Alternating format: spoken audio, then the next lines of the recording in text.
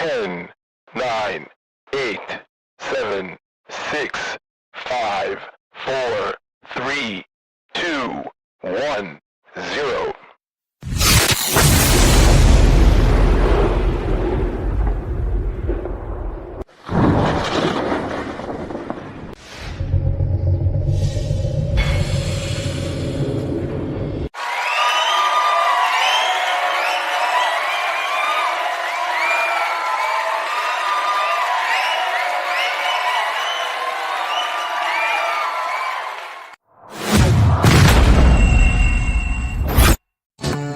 The sophisticated, smooth operator. Unless you forget your manners. Podcaster extraordinaire. We are the Grizzly. We don't play games, we don't sugarcoat. If you can't take it, you shouldn't have never walked through the door. Grizzly maulings take place weekly. And as long as you keep it sophisticated, you won't be the next victim.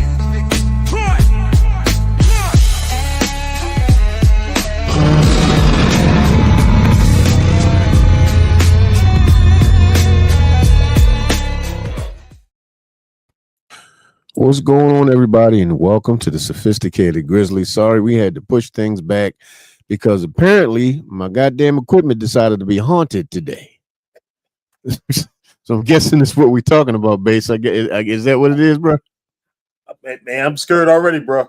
Man, look, they done haunted my damn equipment and shit in my life. Look, I can't take no hauntings in my equipment. My Polo microphone, it's just a Polo microphone. My little Polo camera is just a Polo camera. Don't haunt my stuff, man. Please, you know. I mean, we just talking about a few Halloween haunts and things of that nature.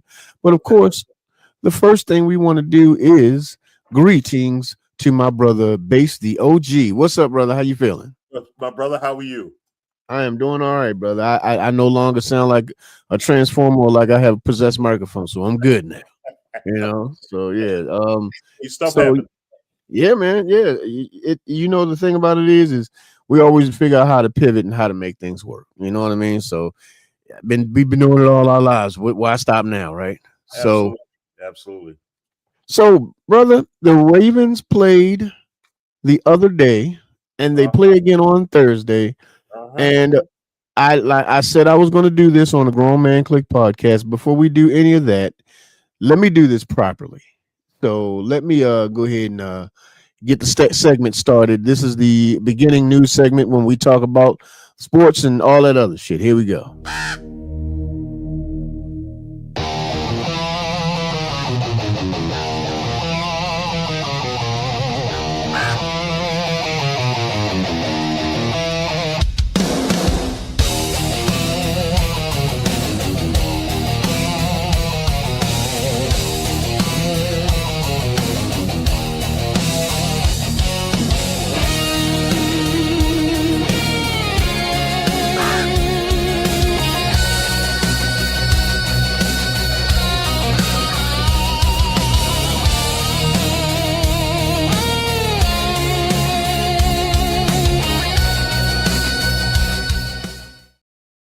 What's going on, everybody? Welcome to the Grizzlies news segment where we talk about our beloved Ravens and anything else that might be happening in sports that would be relevant to the conversation. So we won the other day. We beat the Chicago Bears 30-16. And like I said, I was going to do, I said it on the Grown Man Click podcast, and I'm going to do it right now. I want to publicly apologize to Mr. Tyler Huntley. I had zero faith in this young man. I did not think he could do it.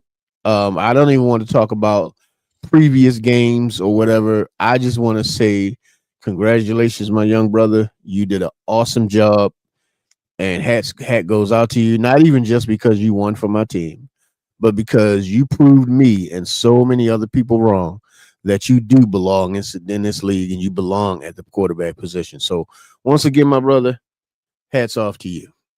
And so, with that being said, Lamar is back, everybody. Lamar is returned to practice fully, so we don't have any more John Harbaugh mess-ups.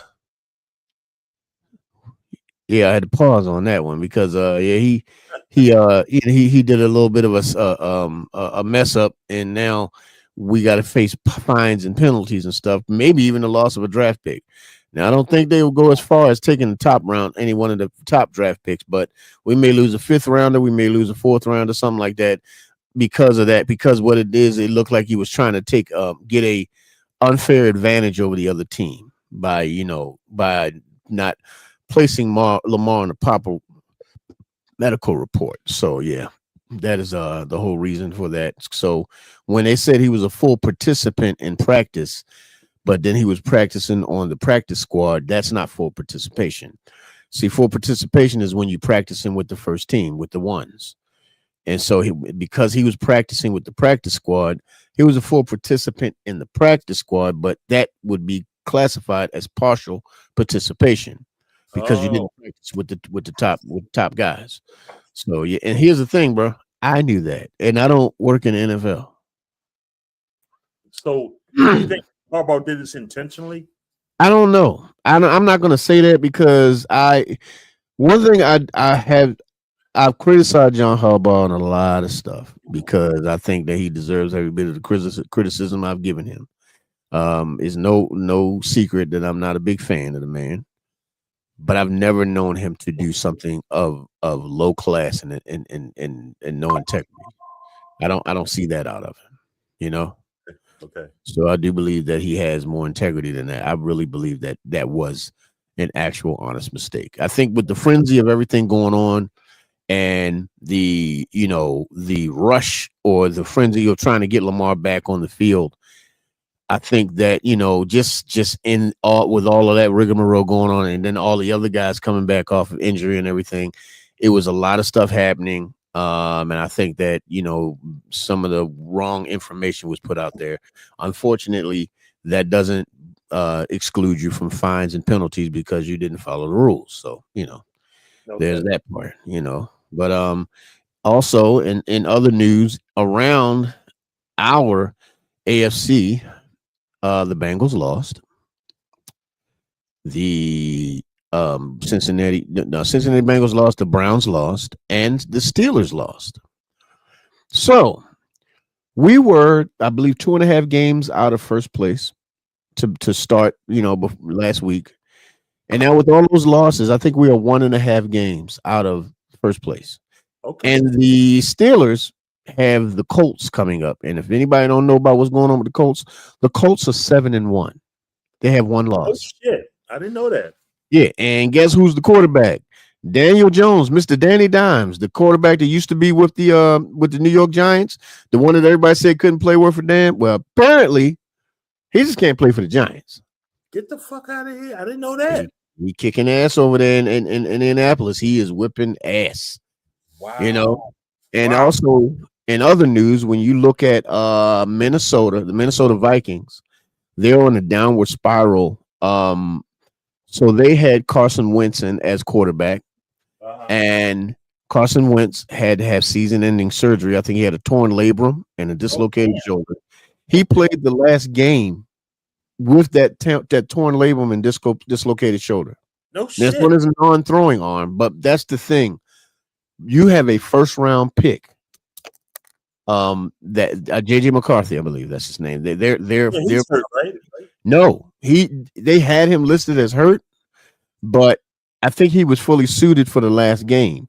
But they didn't bring him on the field. They let Carson Wentz play. Even in Carson Wentz's state that he was in a bad way, man. That you could see every time he got sacked, the pain was just immense.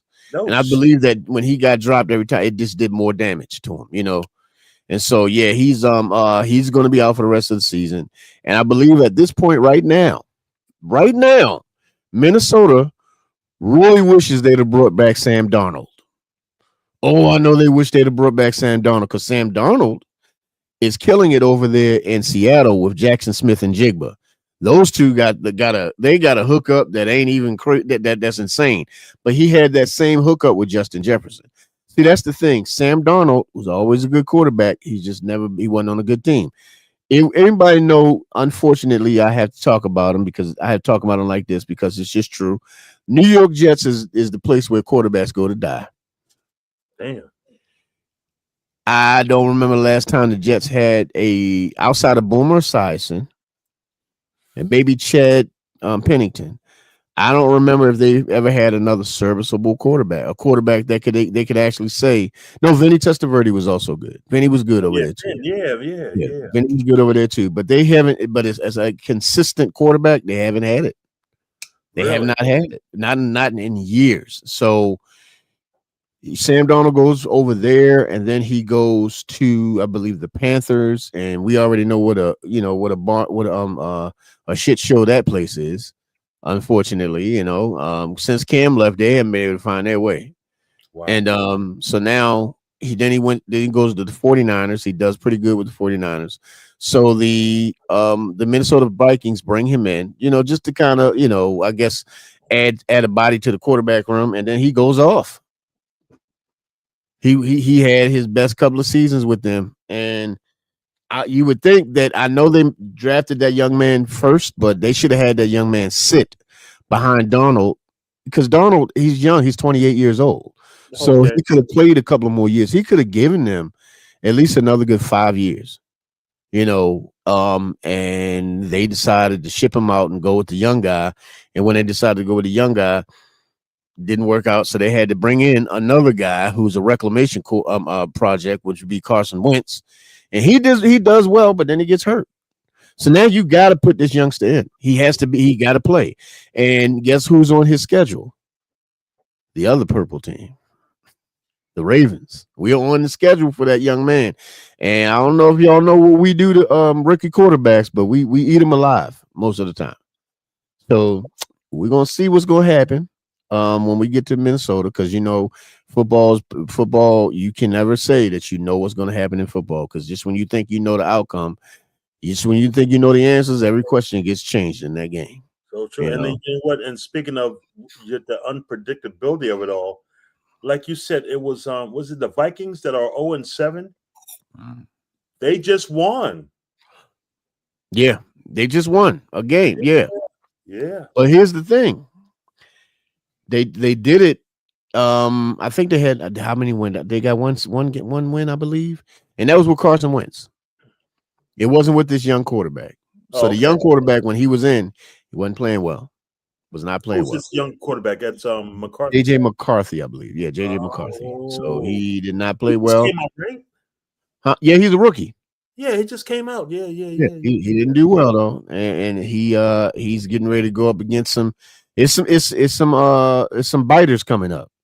Some teams that's gonna bite him in his ass. They coming up, and he's gonna have to get thrown to the fire. We're gonna see what he made of, And so in more Ravens news, before we get into the meat and potatoes of tonight's conversation, I would like to know, and I'm pretty sure John Harbaugh is not watching this podcast, but if he is, Coach, why did you bring in Jair Alexander if you're not going to use him? Why are you wasting that young man's time? He could have gone somewhere and been valuable to someone else's team and not sitting in your damn doghouse. People are tired of your raggedy ass doghouse, my friend.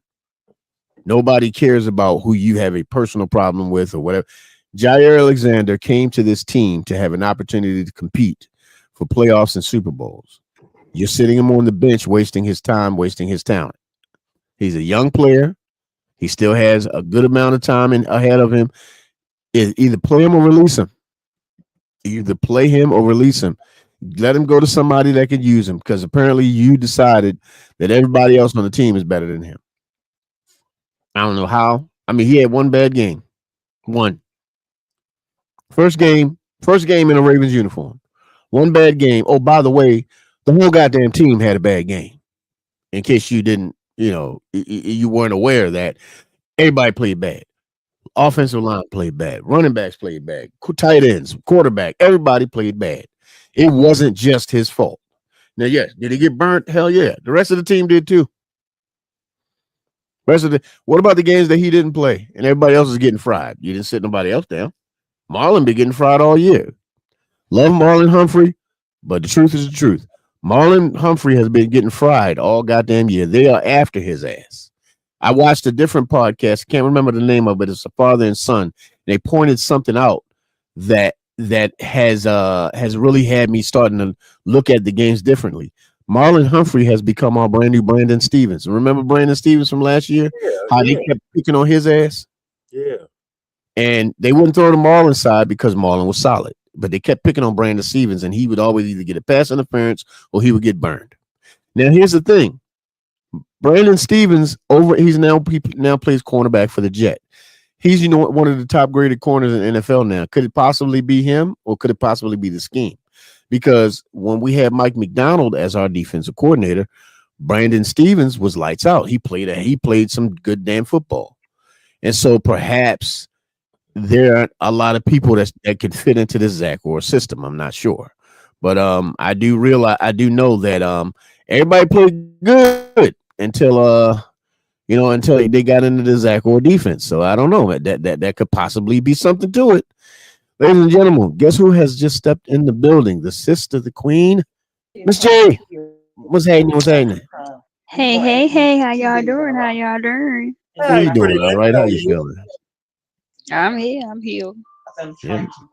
Yep. And you know what? I think Jay always knows the right time to come in as we about to segue into the other stuff. Because I was like, damn, they still talking about sports. Shit. I don't know nothing She don't about hear the it. football shit.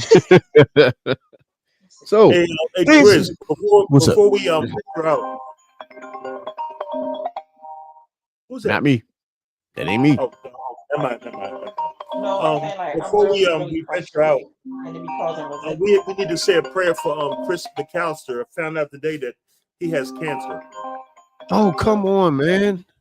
Yeah. Damn, Chris McAllister. Yeah. Damn. You know what? So quick. I met Chris McAllister once. I know he's not gone. He's not passed on. I met him. Oh, cool ass dude, man. Really? This was when we still had Owings Mills Mall, and he was walking into the mall, and I said, hey, Chris, great game on Sunday. He stopped and talked to me for like 5 or 10 minutes. Really? Just shooting the shit. And I was on my way back to work, and he was, he had to run in the mall, grab something real quick to get back. He said, hey man, great talking to you. Keep watching the game, and much blessings to you. I said, much blessings to you too, brother. I appreciate the fact that you stopped to talk to me. He said, why not? He said, the fact that I'm here because of y'all. He said, we good because of y'all love. So every time anytime a fan wants to talk to me, I'm gonna stop. And that's what he did. Wow. He stopped, man. And it was so cool. Like, I met a lot of Ravens in that Owens Mills Mall. Yeah. Shout out to Chris McAllister. I wish you a speedy recovery. I wish you much healing and love, my brother. You will always and will always be my very favorite Ravens cornerback of all time. I love me some Dwayne Starks. Regardless of whether I give Marlon hell, I love Marlon as well. I'm a Jimmy Smith fan, but my favorite corner, I believe, in my opinion, the greatest corner in Ravens history would be Chris McAllister. I think it's not even a debate. Chris McAllister was the best corner. Ed Reeves was the best safety. Ray Lewis the best linebacker, of course. Ogden was our best offensive lineman, and Marshall Yonder was a close number 2. Greatest running back, debatable, because Ray Rice was hitting that thing before other things happened. But we wish you a speedy recovery, brother. Please, we send our prayers out to you. We send our prayers out to your family, and just heal, man. And I hope the Ravens say something. I hope the Ravens talk about it, because he is and forever will be a Raven. Absolutely. Absolutely. But here's the question on my mind tonight, everybody. Have you ever in your life had a ghostly encounter or something that just didn't quite seem right? Something that may have startled you or scared the hell out of you? And that's for anybody that might be in the chat. Make sure y'all do me a favor and share the live. Let everybody know we up here running our miles and we over here talking. Everybody over on Facebook that might be watching this right now, Make sure you share it with everybody. Keep sharing the live out so we can have this conversation tonight, because we are on the eve of Halloween, everybody. We about to have Halloween conversation tonight, man. We're going to show a couple of videos, and I don't know if anybody else has done it, but I wrote a short horror story. I did. I wrote a short horror story that I want to share with you guys tonight. You know, so yeah. And I think it might be a little bit unnerving, slightly unnerving. You know, it's real short. It's not anything, not a novel or anything like that, but it's pretty short. But yeah, that's my question, brother. Do you remember at any point in your life where you dealt with or had a ghostly encounter or something that just wasn't quite, Yes. So I'm gonna give you the center screamer, brother. It's yours, brother. Tell us what's up. I remember back in I'm gonna say back in the 70s, because my oldest girl was born in 78. So I'm gonna say back in the late 70s, very early 80s. I'm gonna say mid 70s. Anyway, I'm living in the 24th block of Charles Street, right across from where the Safeway is now. Now I'm gonna tell you how far back it was. In the 70s, the rent was $125 a month, everything included. You couldn't even get it out there so good. I know, right? I know. So I'm on the top floor of this 3-story apartment building, and me and my ex-wife, we're watching a TV show, and it's like some kind of comedy. I can't remember what it was. Been so long ago, but I remember us laughing, and after we got done laughing, I could hear somebody over top of us laughing. Now, mind you, we're on the top floor. Ain't nothing over us but the roof.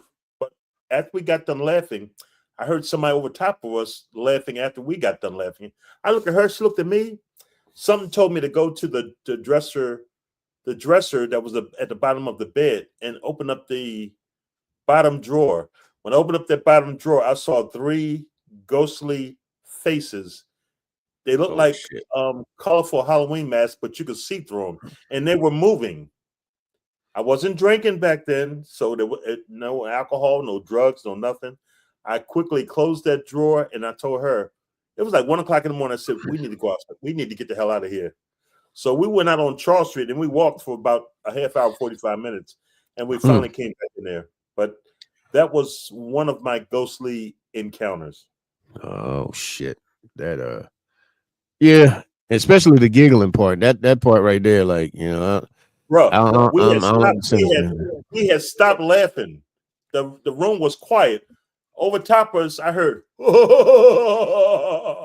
I was like, "What the fuck?" This motherfucker trying to sound like the roof. Sound like a villain from Scooby Doo and shit. Yeah, man. Hey, man, look, we're gonna get into some of the shit I've heard. Apparently, I'm a beacon. I don't know why. Thank God I have nothing in the last couple of places I've been at. Miss J, what about you? Have you had a ghostly encounter? Something that wasn't quite right? Something that may have started? Work well. Nope. I'm gonna leave that one to y'all. I'm here for stories though. Talk to me when I call you.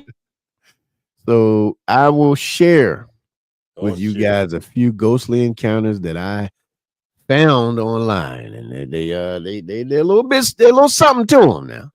So not one, you said some. Well, we got 4 of them. We got 4.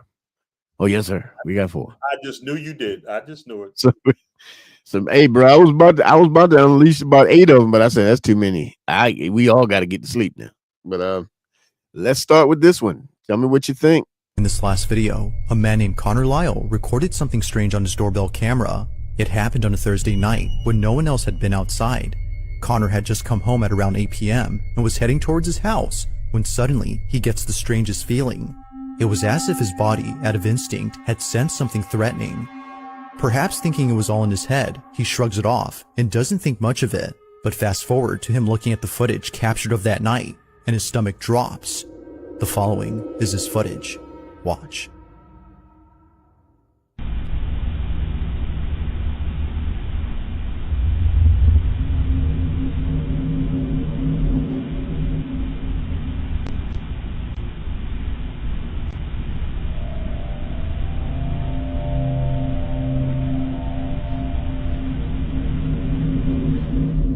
As it turns out, his fight or flight response wasn't just random, but rather completely called for. Right behind Connor, there appears to be a shadowy figure walking by and then disappearing out of nowhere. However, after seconds pass, it reappears again, but this time a bit closer. It's as if it was making its way towards Connor. Feeling once again immensely unnerved, he turns around and sees nothing. But clearly, as he would eventually find out, something was behind him. What this was is unknown, but judging by Connor's reaction, viewers think it's best if he stayed away from ever encountering whatever this was. While there has yet to be any updates from Connor regarding this footage, this incident continues to remain unsolved.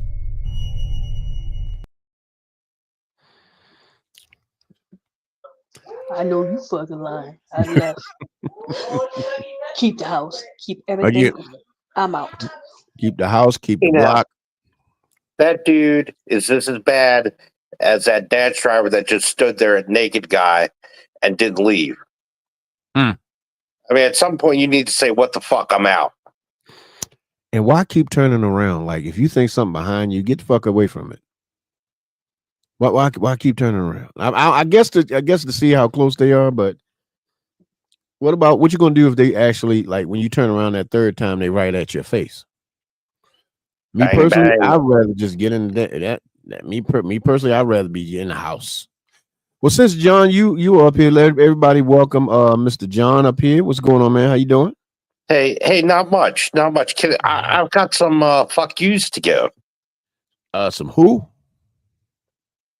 Fuck yous. I got some fuck yous to a couple organizations. I would like to share them if that's It's not the possible. grown man clique. Yeah, so what? Who cares? I'm equal opportunity. I travel. You know what? We're talking about What are the we Grizzly talking? Horror. It's the Grizzly Horror show. So we're talking about things that may have happened to you in your life that were somewhat ghostly or some type of paranormal incident that you couldn't explain. Oh, like my birth. Oh, is that a paranormal incident? You can't. Well, I guess you can't explain that. But has there been something in your life that happened to you paranormally that you can't explain that may have frightened you?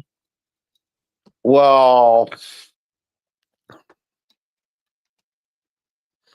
we kind of, sort of, yes, but it's a situation that ended up being explained. Okay. More on the side of, I guess, unexplained objects. Okay. I don't know if that quite. You said counts where you're unexplained going. objects? Yeah, it turned out later, unfortunately, they were explained. But when I lived in New Jersey, there's this one spot we used to go to hang out, and there was a mountaintop above we were at. So at the time, right, we didn't know cars could drive up there. So we're hanging out. I don't remember what we were doing. And all of a sudden, we see these lights, like out of nowhere, right? So we assumed it was some crazy shit. Okay. And then, unfortunately, come to find out later, we realized that cars were up there, and those are the lights that we saw. We were hoping for a little bit something more mysterious, but so it wasn't there was nothing paranormal about it. It was just normal. Yeah, but we didn't know that at the time. Okay. Well, look, it still frightens you. It still caused kind of. I wouldn't say frightened us, but it kind of made us think for a little bit. Okay. Well, we have more videos of the unexplained. So tell me, guys, can you explain this next video? And remember, we are on the Grizzly Horror Show, everybody. So what we're talking about now, because we're so close to Halloween, we're talking about different strange encounters that are unexplainable. So what we're going to try to do is see if we can explain it as best we possibly can. So here is the next video.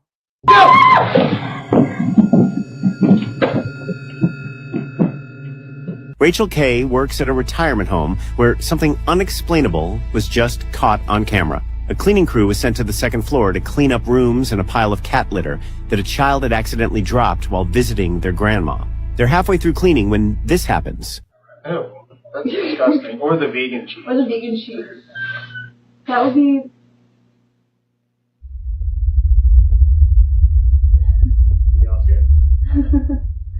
I'm not the only one that heard that. Well, there was this one time when I was in this hallway and oh, get the out!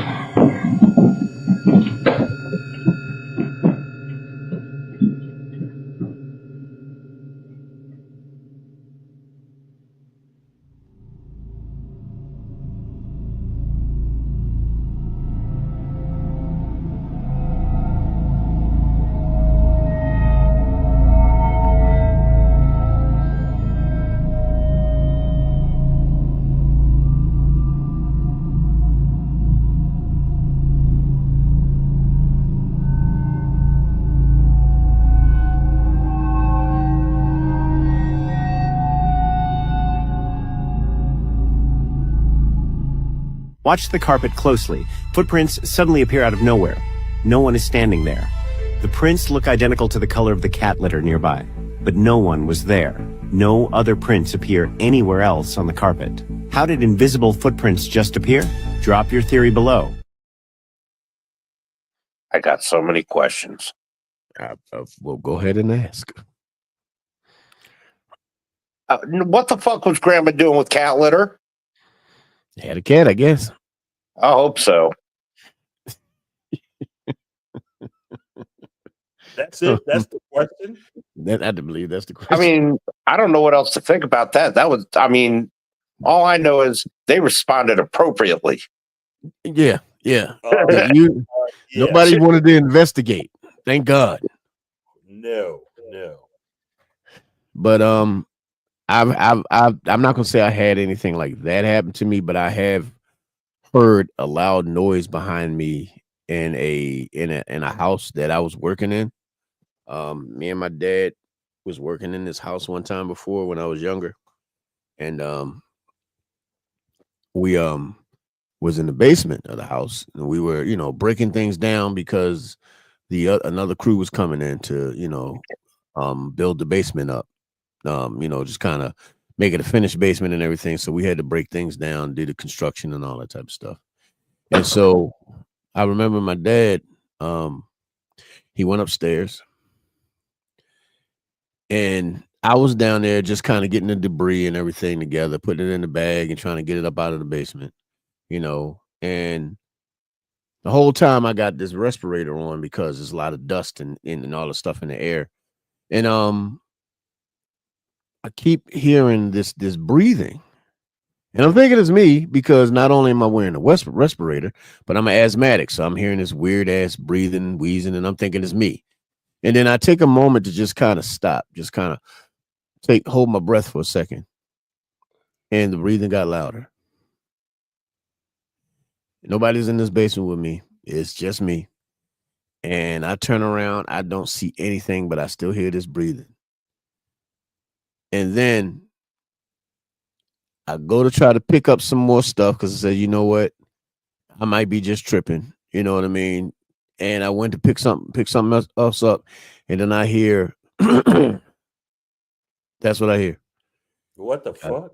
The fuck out of there as soon as possible. I got out of that damn basement.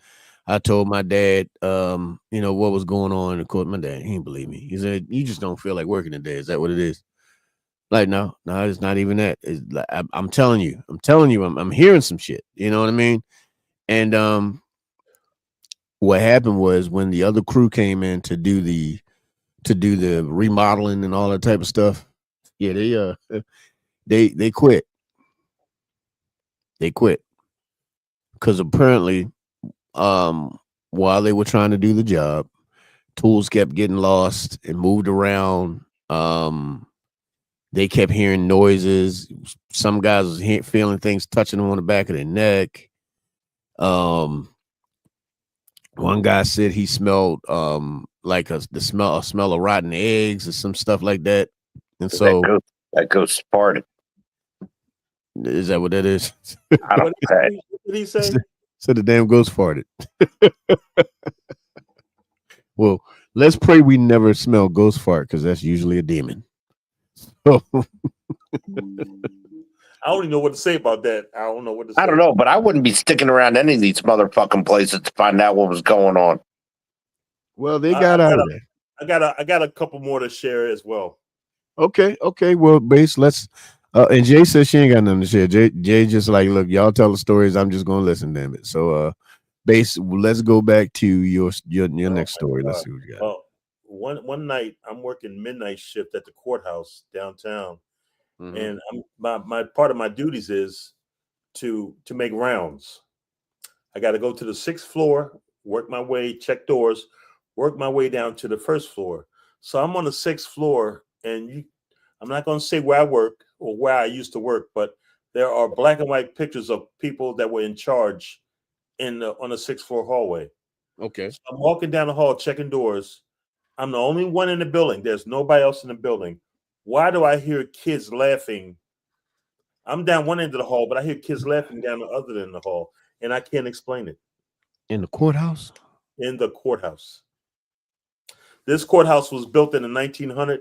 I don't know how many bodies, because I heard talking to another deputy when I worked down there. He told me that back in the early 1900s, when you figured 1900, when slavery was a thing, they would have court in a courtroom in that courthouse, and they had a hole in the floor. If the black person was found guilty from an all-white juror, he would be hung in court.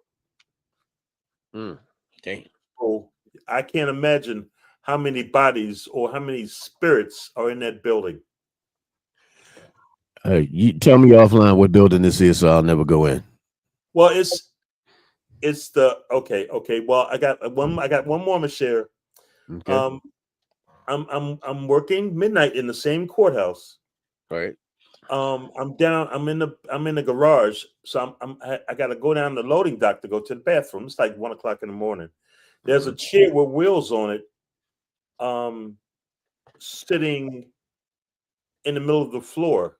When I walk down to the loading dock to go to the bathroom, I got to go all the way down the hallway to get to the restroom.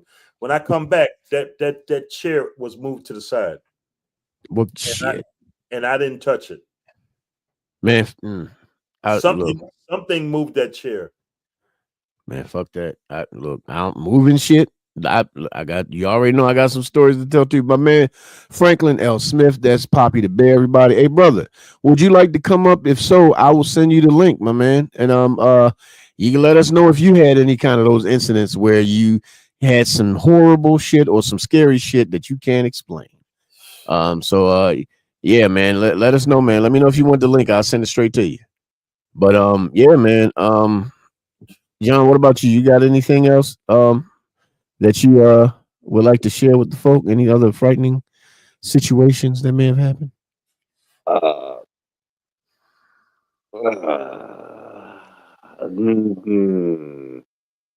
No. Okay.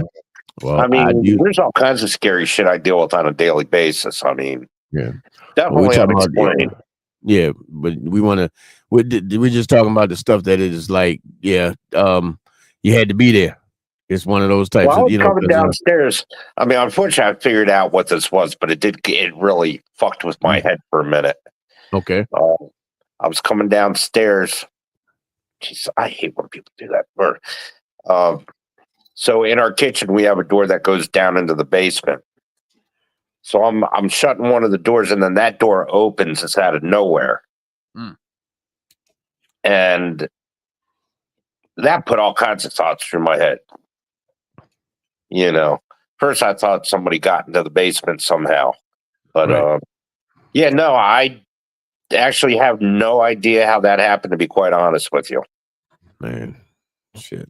So yeah, that's a little bit unexplainable. I mean, yeah. I mean, I would say so. Yeah. That kind of messed with me. I mean, with a locked up house, I wasn't expecting something like that really to happen. So that kind of unnerved me for a bit. Okay. Hey, Chris. Yes, what's up, bro? Here's your question. This is for anybody that will think about this. Have you ever had you ever been asleep and you're laying on your back. I think I know what you about to ask me. And yes, It's a witch sitting a on witch your ride bed. your back, paralyzed. I Yes. couldn't get up. I could not, and I'm asleep. My eyes was wide open. My eyes was Really? wide open. My eyes So were there wide. is sleep paralysis. Yeah, my eyes were wide open, and you could not tell me. So I was a kid. I think I was about 10, 11 or 10.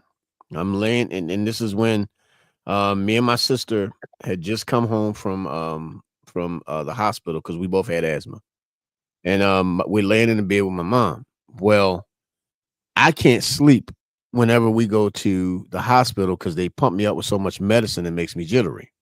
So I'm laying in the bed, and by the front door, because we used to live on St. Paul Street. It was 1813 St. Paul Street. I remember that address specifically. I'm looking over at this coat rack by the door. All of a sudden, I see the coat rack moving. Now, could possibly be the medication, whatever. But all I know is I'm laying on my stomach. I'm looking at this coat rack, and all of a sudden, I can't move. I can't scream. I can't call for my mother. I can only my head is turned towards the coat rack, and I can't look at. And then my eyes can move, but nothing else can.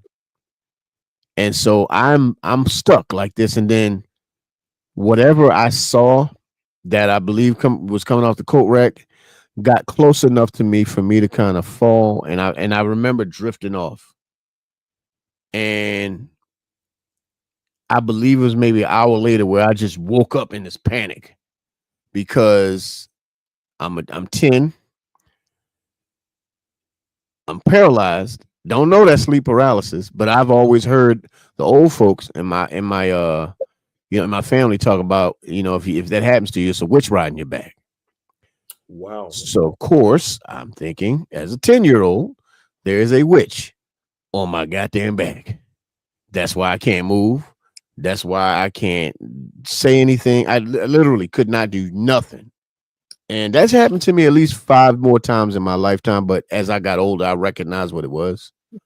But when I was 10, scared the complete hell out of me. I'm talking about, I think it was like 2-3 days straight. I would not go to sleep. And then my mother kind of put me by the window, because when we lived in them brownstones on St. Paul Street, and we had the bay window, and she put me over by the window because she attributed to me looking at the coat rack, because the coat rack did look like a person, with the coats and the hats and stuff up there. If you look over there in the middle of the night, it looked like a person.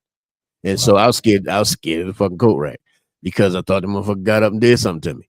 You know what I mean? So it was one of those incidents that scared the complete hell. I mean, I have different incidents that I could probably attribute to my asthma medicine, but the one incident that did happen to me, this was when me and my ex-wife were married, and we were living in Parkville. We were living down by where the Walgreens is at the bottom of Parkville. And so I'm going on to Northern Parkway looking at houses because we wanted to buy another house. We had just lost the one that we had on Ridgecroft, and we wanted to buy another house. So I wanted to be proactive, look for different places, and present them to her and see what she thought about it. So I went in this one place. It's a green house I wouldn't know the address, but I would know it if I rode past it. I go in this house. They have an open house going on. I go in this house. The moment I walked through the door, I did not have a good feeling. But I'm thinking, maybe I'm just being a little extra. I'm here I'm here trying to figure this out by myself. You know what I mean?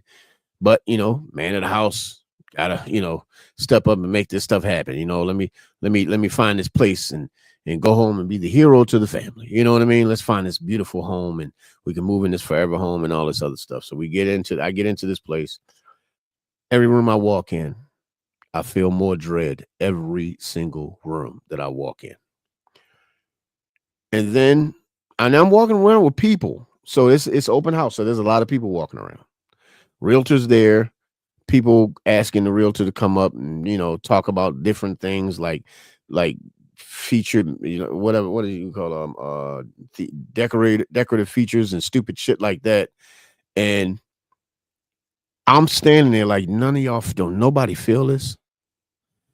And so me and a couple of other people decided, let's check out and see what the basement looked like, because it was me and two other guys. Because we thinking, basement, man cave, let's get it. I said, okay, all right, maybe just weird, maybe like saying still discounting, maybe I'm just being weird. I go down to the basement.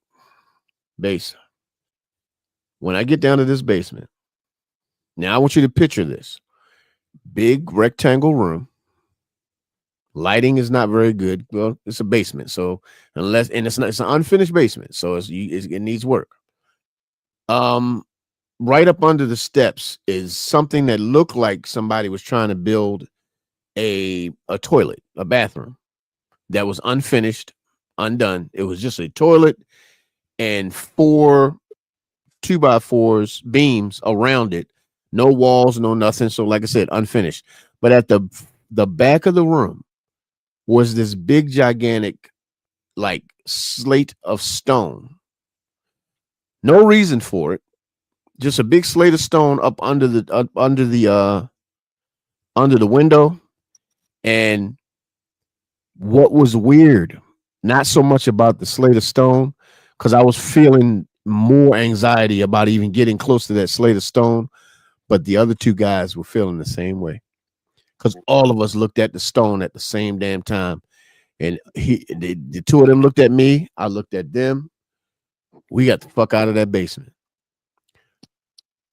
I get in my car, I go down the street, because remember, I'm right down the street in Parkville. So I ride down the street and started telling my ex-wife about the house. And as I'm sitting there, I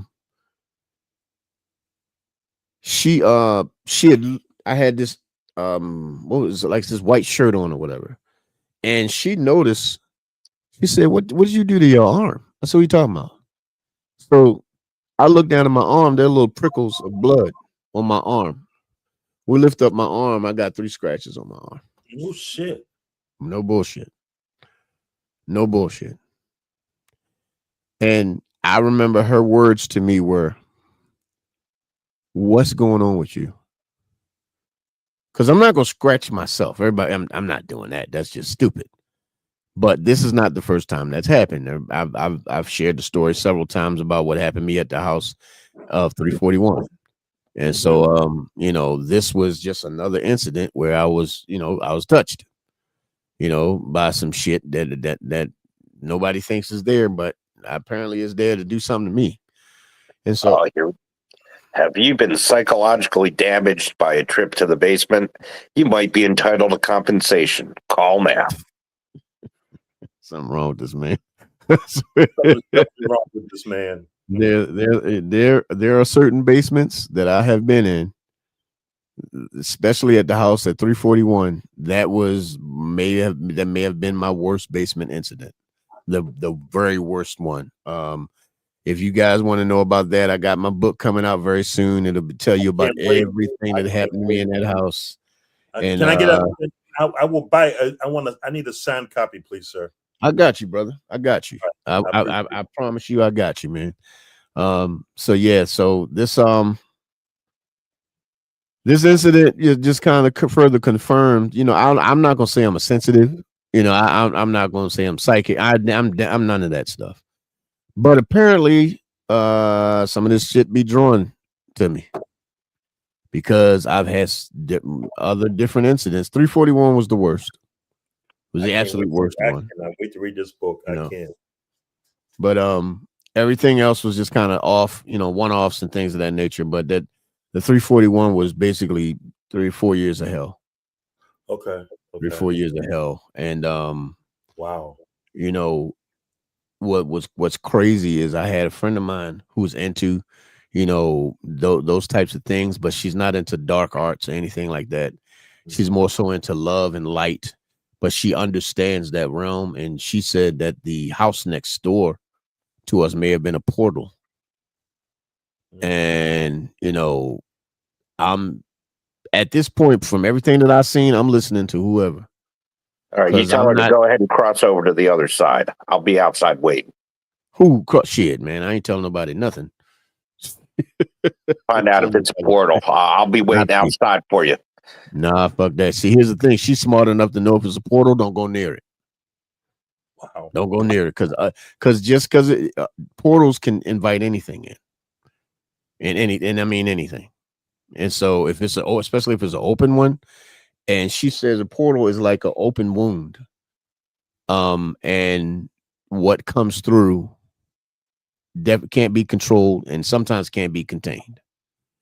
And so she said that house may always have problems. That house and the house next to it may always have issues and problems. So I was like, look, I don't even ride through the block where that house is, bro. I don't even ride through the house. As a matter of fact, my cousin just showed her love on him. My cousin was in that house at 341. He remembers the house that me and my ex-wife lived in.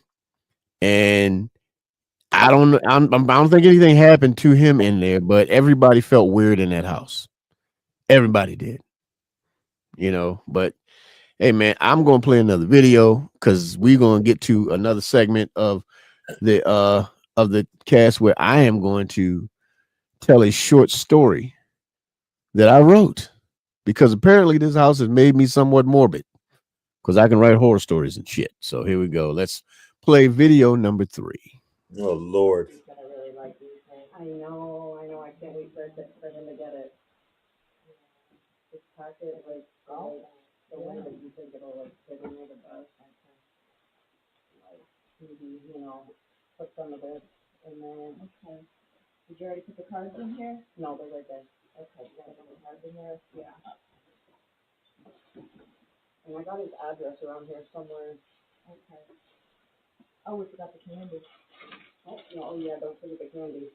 The address is like, I have it on a little piece of paper around here. I know I got a picture of it on my cell phone too. Okay. Well, everything else fits nicely. Yeah.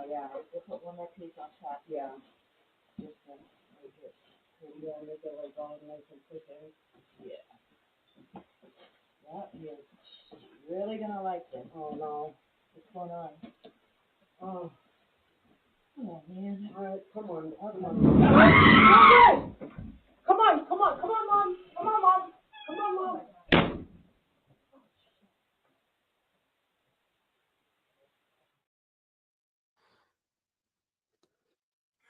I'm gonna need me a drink.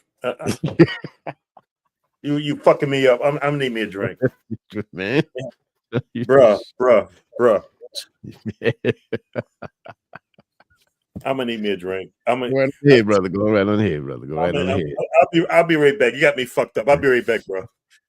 People, family in the chat, please let me know what you think. Do you think that video we just watched was a hoax, or would you have run the hell up out of there like they did? Jay, what about you? Would you have ran out there like they did? I'd have set that bitch on fire. Yeah, I think I'd have ran out. I might have got out there a little faster. Grandma got out. Grandma had some skates on though. She was moving. I was like, yeah, ain't nobody. And I love the fact that some of the white folks are dismantling the stereotype that they don't know how to get out of Dodge when danger's afoot.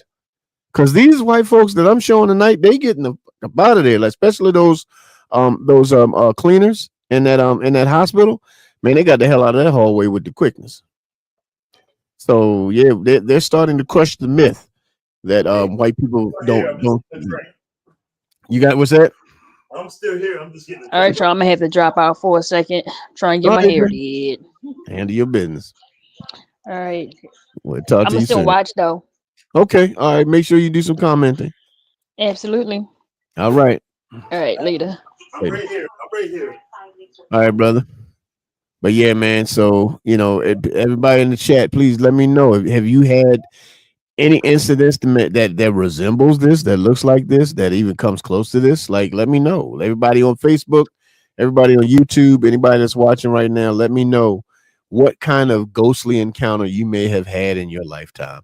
If you want to come up on the panel, just know that I have to see your face before I allow you up, but I'll have no problem allowing you up so we can talk a little bit further about this, because this is the Grizzly Horror Show. We are coming close to Halloween. Halloween, I believe, is at the end of the week. Yes.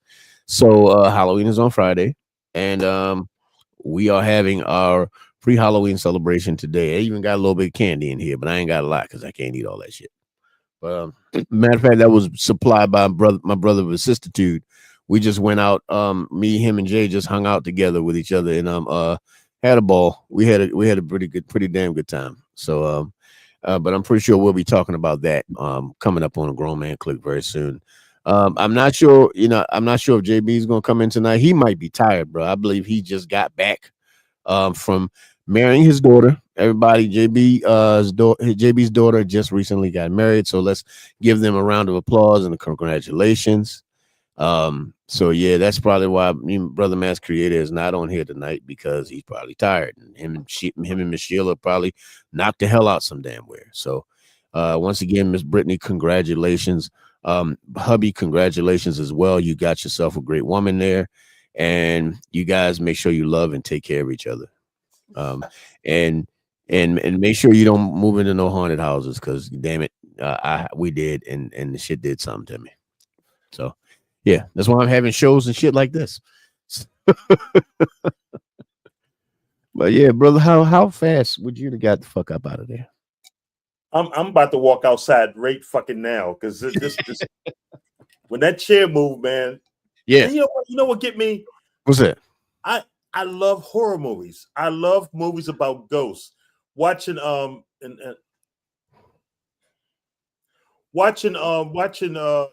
see, I hate this shit, but Paranormal Activity. Right. That motherfucker almost made me pee. Man, look, Paranormal Activity is one of my favorite. That's one of my favorite movies. Like, it fucks with me though. Which one's your favorite? Ooh, I believe it was the one with the Hispanic guy. Yes. The one with the Hispanic, the scariest one to me. Yes. That was the scariest one to me. It's something about that. I don't know what it was about that one, but that one was the scary. Now the first one is still classic. First one is still just, yeah. When he gets thrown back in the goddamn room, yeah. Man. When he gets thrown back into the fucking camera, yeah. Man. That's always going to be classic to me. Was that the one that I think it was 2 or 3 in the basement? That was 3. I believe 3 was in his body got bent the opposite way. I think that was 3. That was 3. Yep. But when in that first one, when his ass got thrown back into the room, into that camera, oh yeah, I was like, yeah, this the shit right here.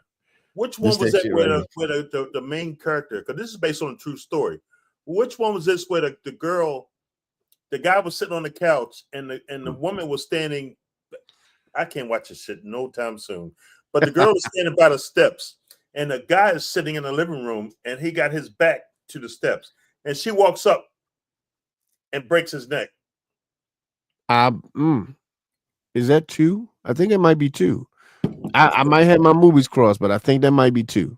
And that's the same one where you can hear the girl walking up the steps, and the mother's in the room with in the baby's room, and the girl walks in, and her sister walks in and pushes her up against the wall, and it goes off. I think that's 2. I think that might be 2. Yeah, but yeah, that man, I love all the Paranormal Activities. Those was my shits. Insidious. I love all the Insidious movies. Insidious is the shit. Yeah. And all of the ones where they feature Ed and Lorraine Warren. Yes. Those Conjuring, the Conjuring movies. You saw the last one, right? I have not seen the last one.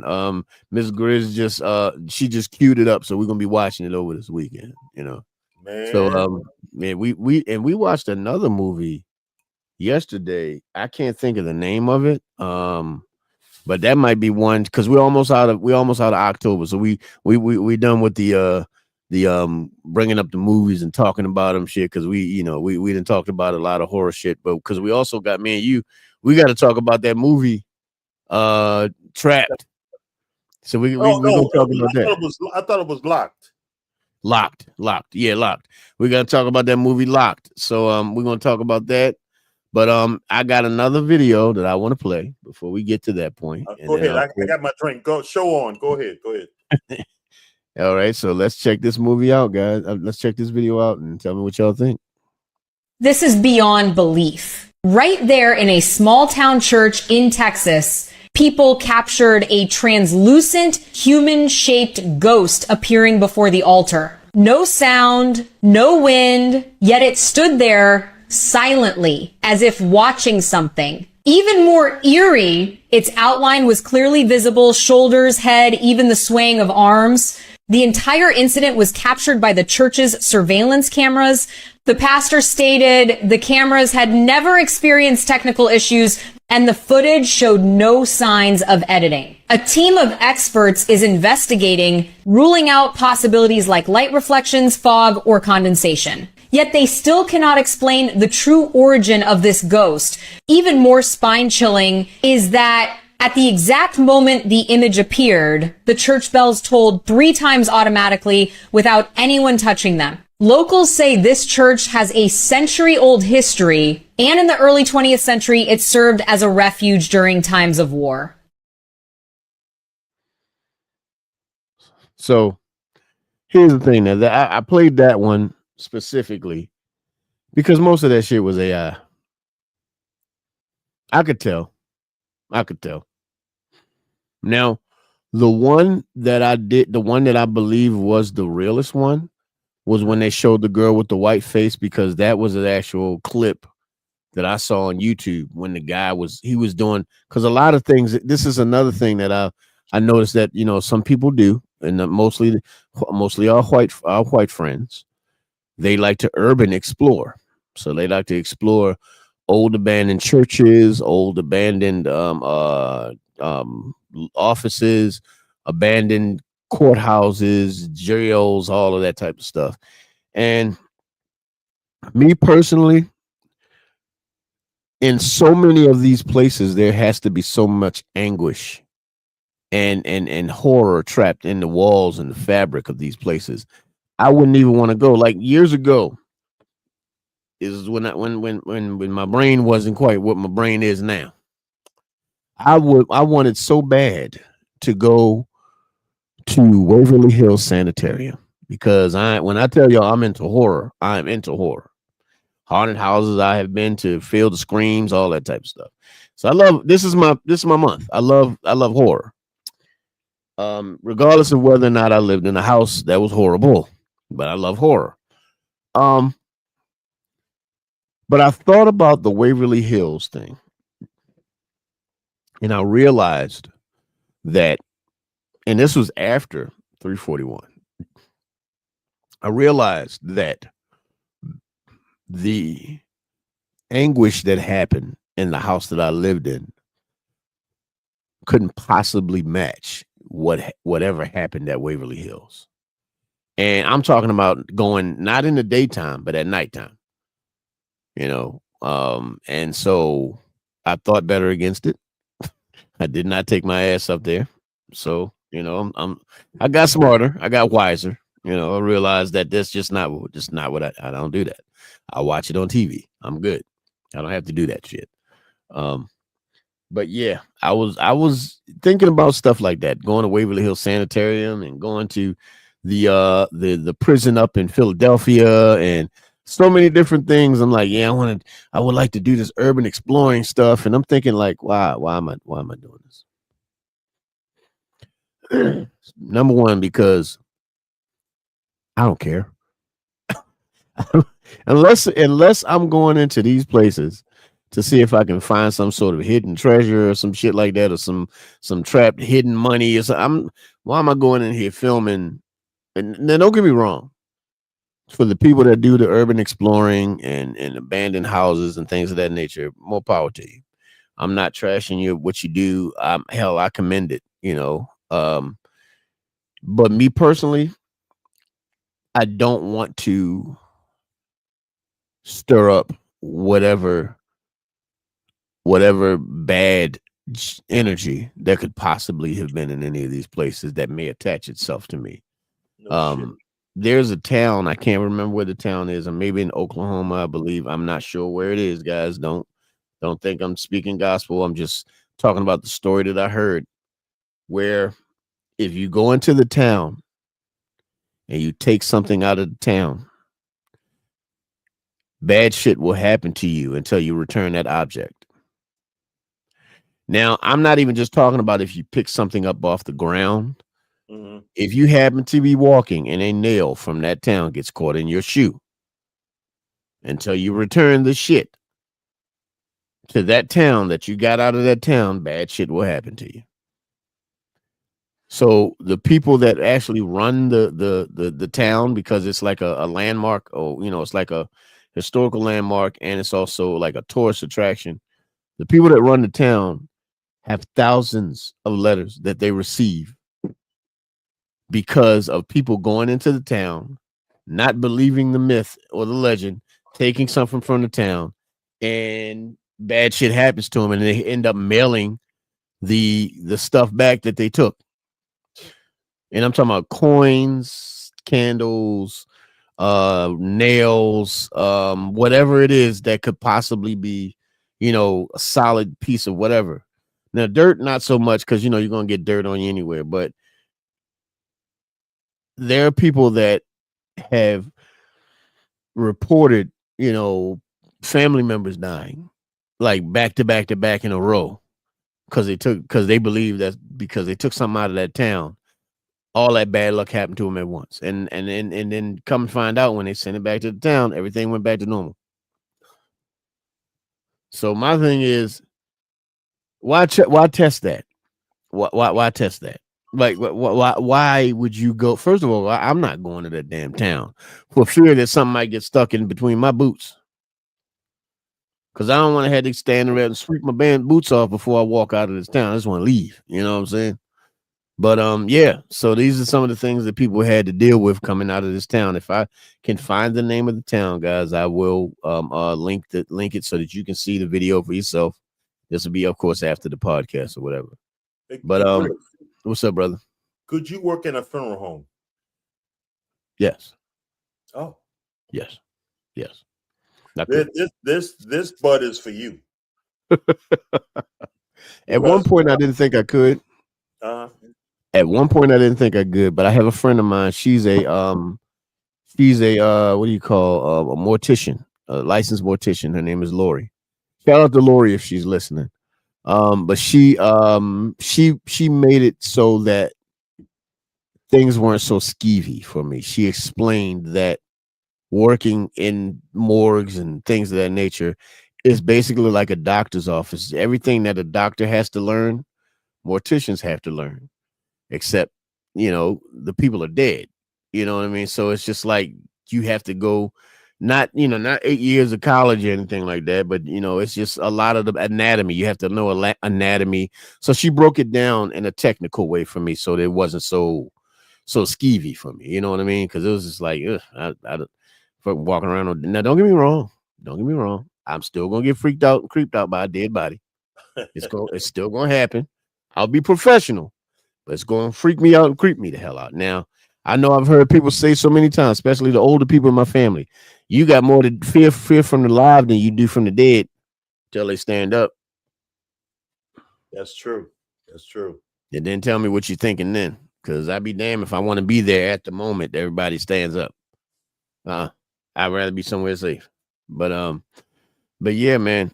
So we do have a short story that I would like to share. Before you start the short story, this I'm gonna let you know how much this shit is creeping me out. How's that? Now I know you have graphics on your screen. There's Right. a little white box that keeps popping up on the side. Please tell me I'm not going crazy. A white box that's popping up on the side? It's a little white box. Oh, you talking about for the that shows the Wi-Fi? Okay. Yeah, it's a little thing that shows the Wi-Fi whether it's popping in or popping out. Yeah, so Okay. yeah, it that's happening for real, brother. That's not you. Okay. Everything. You know, I'm an older brother. Brother, I'm gonna do you a favor, brother. I'm gonna go ahead and change. I'm changing the background. We're in the lounge now. I can still see that no white box. Yeah, you can, but now we're sitting in them gentlemen's lounge. You smoking your cigar. You got your cognac in the background. There's leather. There's wood.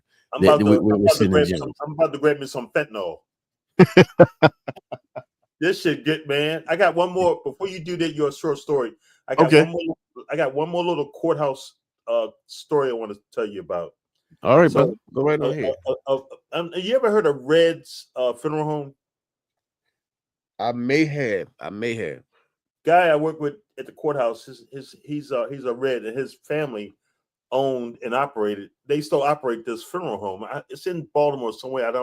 I've never been there, but anyway, me and him working the courthouse one night, and he's working a certain part of the courthouse. He can hear something down the end of the hall. So what he does is he takes his cell phone, and he's worked in funeral homes, so he's been around dead bodies. He's good with it. So anyway, he takes his phone and he hits the record button. He points the phone down the hallway where this noise is coming from, and then once he plays it back, he can see some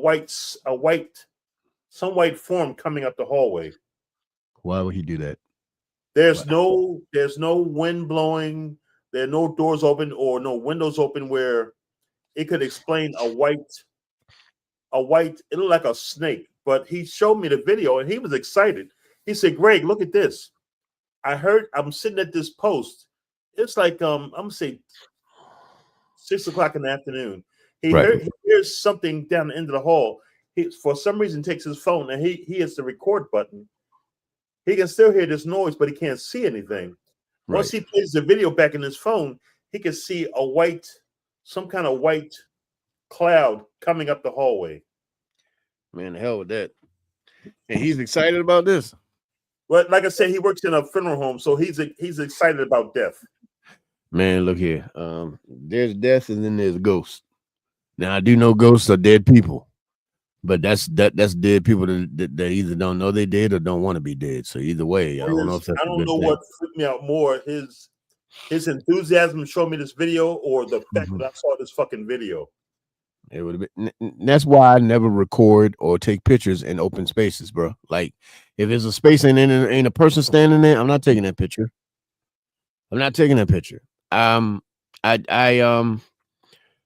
I have seen in other people's pictures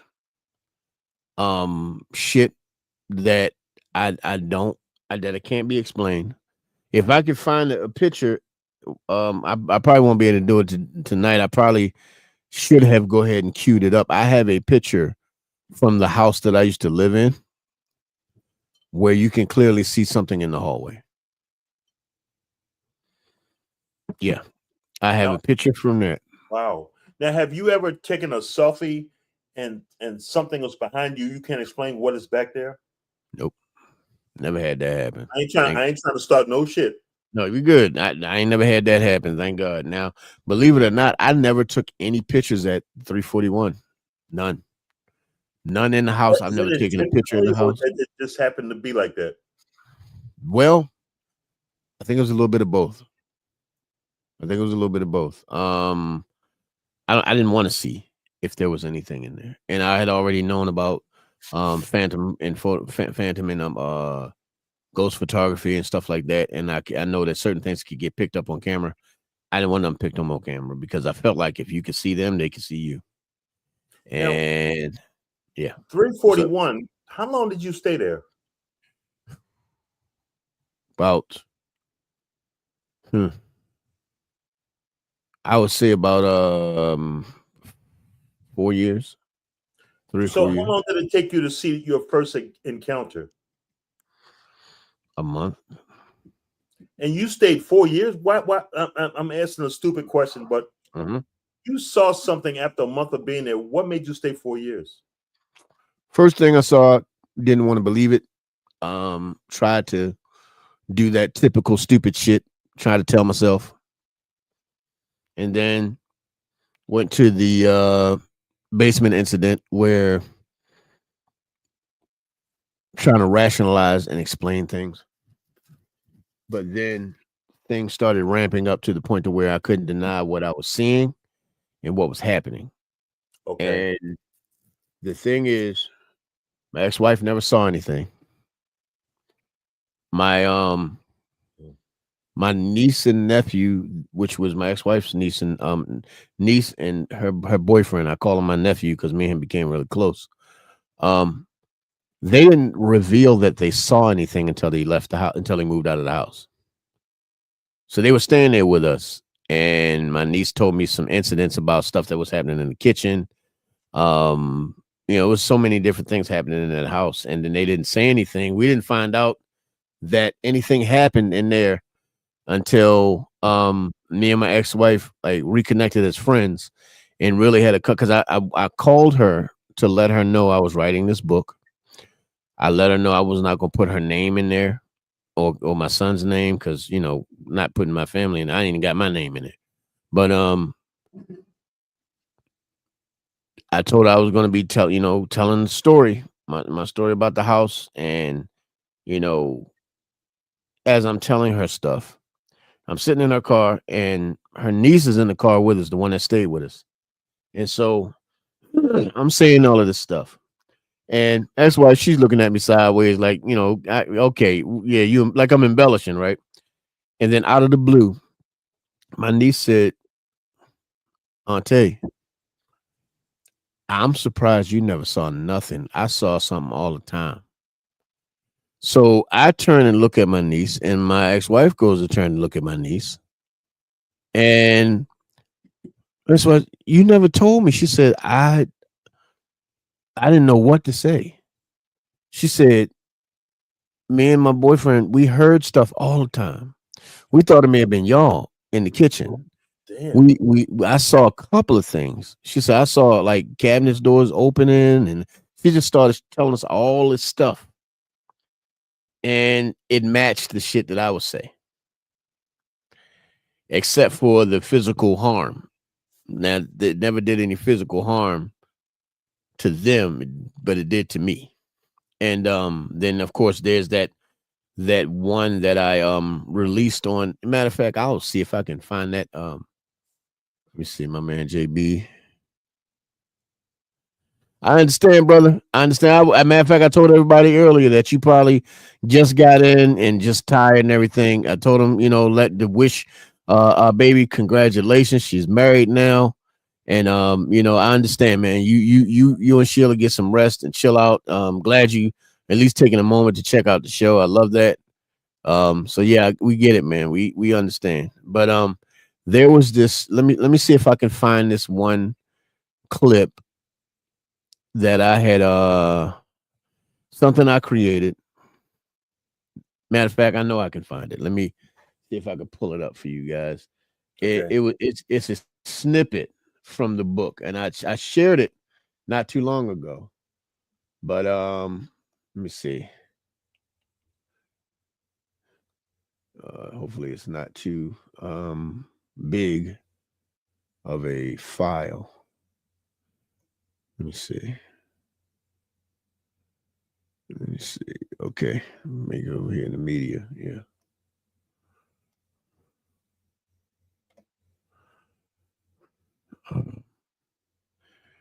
So yeah, I'm gonna see if I can share this one thing. It was something that I created to advertise for the book, but just know what I'm saying. This incident, it actually happened. It's not some BS that I'm talking, because I know a lot of times, people think that, you tell these ghost stories, probably some BS and all that type of stuff. Like, no, it's trust me when I tell you this is not, this is definitely not. Let me see if I can pull it from this way. Let's see.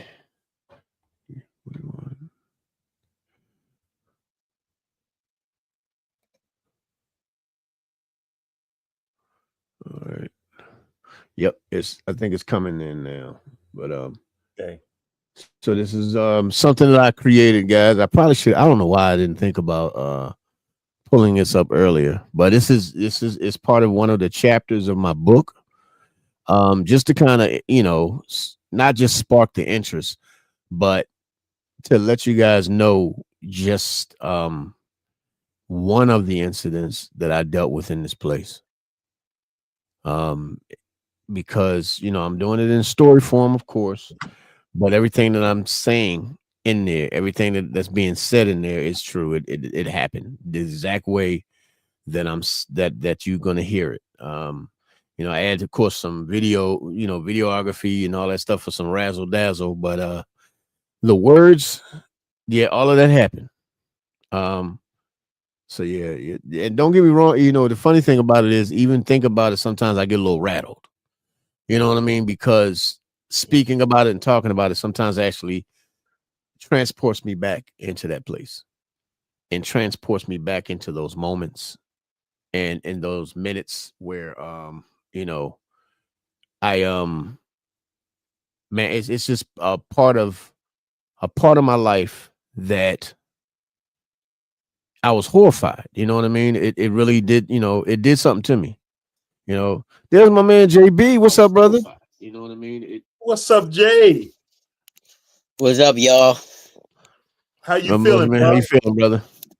I'm doing all right. It was a trip. It was a trip, but as you can see, I'm back in my office. I had a client today, and we just wrapped up shooting, so I had to come right back in and pick up a camera.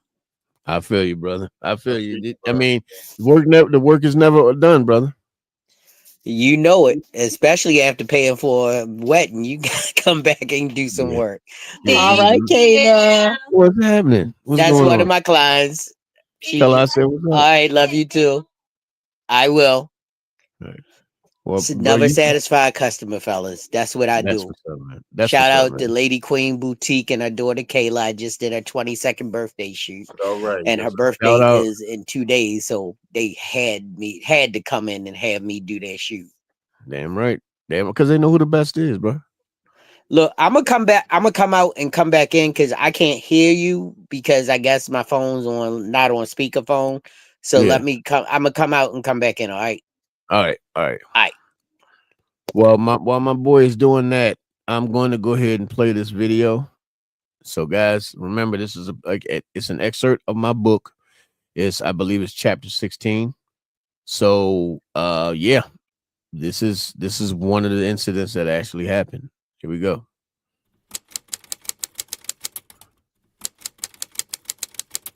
When I walked into the room, he was just sitting in a chair, completely silent, staring into his closet. His television was on, his video game was running, but he was utterly fixated on that closet. I didn't say anything at first. I just walked further into the room to see what had him so locked in. But when I got there, I saw nothing. When I tell you this boy was in a trance, I mean he didn't hear me walk in, didn't notice my shadow moving across the room, nothing. The only thing he saw was whatever he was staring at in that closet. I reached out to put my hand on his shoulder, but before I could, whatever he was looking at, seemed to release him from his grip just long enough for him to snap out of it. He turned his head, saw me, and was so startled that he kicked over his chair and ran into the corner like he felt threatened by me. It took several minutes to calm him down, and once again, he couldn't tell me what was wrong. Eventually, I picked him up, held him in my arms, and carried him into my bedroom. I laid him down on my bed, then walked back into his room. Something had terrified my baby, and no matter what, I was going to make sure it didn't hurt him.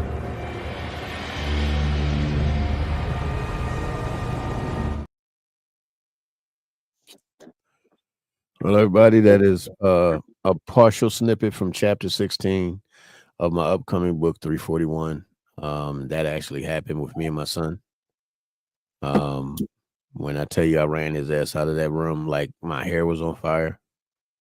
Yeah, it was unnerving. Like the graphics don't really do it justice. It kind of, I don't want to say it. It's more cartoonish than what really happened. Because I couldn't duplicate the darkness that was enveloping the hallway as I was running down the hallway with my son.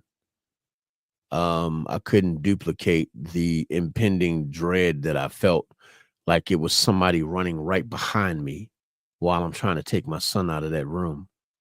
The helplessness that I felt when I walk in the room, and my son at the time, who was nonverbal, and when I mean nonverbal, he's not talking, he's not saying any words to nobody, he's not talking to anybody, and he's talking to the closet.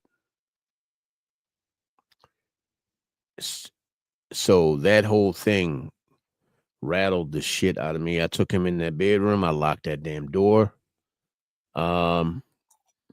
Because I felt, as I was running down the hallway, I had him in my hands. Now, mind you, at this point, I had already been pushed down the steps. The last thing I wanted was to have my boy in my hands and try to run down the steps. So I did the safest thing possible, run into the bedroom at the other end of the hallway, locked the damn door, and no point calling the police what the hell they were going to do. You know, like, and you know, then there's an incident with a police officer where you can tell he knew. Yeah, like I said, it's all in the book. It's all in the book. When is it coming out, bro? So I am shooting for January, like January, either the 1st or the or somewhere in the mid-January, because I'm gonna do the same thing that I did with Infection. I released Infection of January of 2022. So I think January 2026 is when I'm going to go ahead and release 341. I mean, I got all the files right here in the computer. All I got to do is get the copyright and get the EIN number, and we ready to roll. Okay.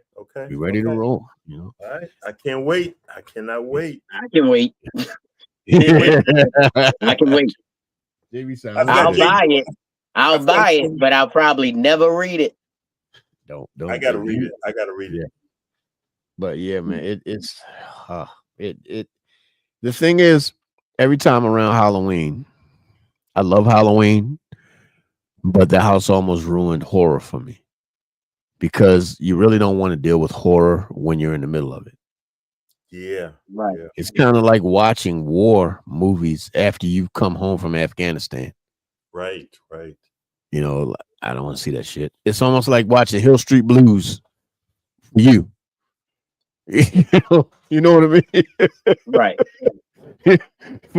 for Base, watching Hill Street Blues or some shit like the base. Man. Want to see this shit? You don't want to watch it. You don't. JB. Yeah. We can attest to that, can't we, bro? Hey, Grizz, I'm telling my age, but I remember when that show first came out. Well, Hill Street Blues? Yeah, I watched it. When it first started? Yeah. Okay. Yeah. I remember when it came out. I remember when Cagney and Lacey came out. Hey, Grizz, you know I love you, bro, but I'm gonna have to check your birth certificate. It's not as old as the show ain't as old as you. It came out in the 80s. You were born in what year? 73. Okay, all right, you get a pass. Okay. So I was probably like 10 or 11 when it first came out. So yeah, I remember Hill Street Blues. I remember Cagney and Lacey. Hell, I remember Starsky and Hutch. Yeah. So yeah, I remember watching all of that stuff. Hey, look, Dukes of Hazzard. Let's don't start Miami Vice.